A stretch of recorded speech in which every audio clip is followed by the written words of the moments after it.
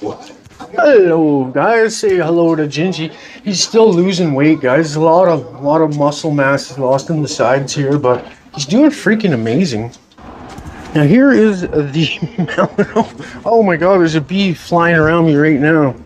So oh, never mind these other ones. Okay, so look it guys, I brought it out here and I thought, look it, I think I got that one to pollinate. Let's look at the other ones. So I've been doing it how they say it, right? I take the flower off, strip it down to the pollen, put it in, but they just weren't working, guys.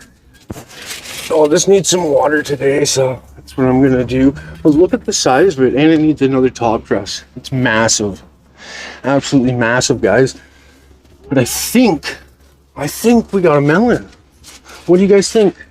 Look at the size of that. I'll show you the other ones, how small they look when they see. That's like what they normally look like. So what do you guys think? Is that a pollinated one?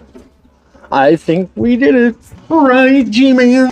Just a real quick vid, guys, because people have been asking me what happened with the melon, and lots coming on the channel. Hopefully everything goes well.